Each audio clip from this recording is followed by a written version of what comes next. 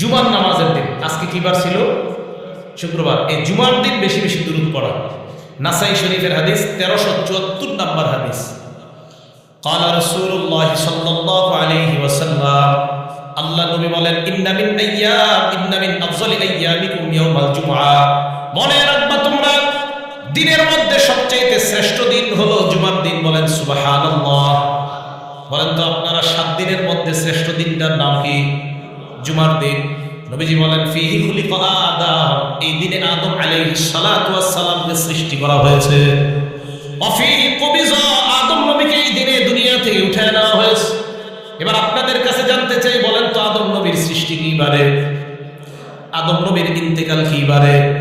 ওয়াফিহি আন-নাফাখা, শুক্রবার দিন ইসরাফিল সিংহায় ফুঁক দিবে। ওয়াফিহি আস-সাইকা, শুক্রবার দিন কিয়ামতের ময়দান কায়েম হবে। তাহলে আপনারা বলেন তো আদম নবীর সৃষ্টি কি বার? আদম নবীর ইন্তেকাল কি বার? সিংহায় ফুঁক দেওয়া হবে কি বারে? কিয়ামত কায়েম হবে কি বারে? দেখছেন কত সুন্দর একটা জিনিস জানেন। আদম নবীকে খলিকা ফিহি আদম, শুক্রবার দিন আদম নবীকে সৃষ্টি করা হয়েছে। এরপরে ওয়াফিহি কুবিজা, শুক্রবার দিন আদম নবীর জানটা নেওয়া হয়েছে। ওয়াফিহি আন-নাফাখা, শুক্রবার দিন সিংহায় ফুঁক দেওয়া হবে। ওয়াফিহি আস-সা'কা, শুক্রবার দিন কিয়ামত কায়েম হবে। তো এটা কেন বললাম?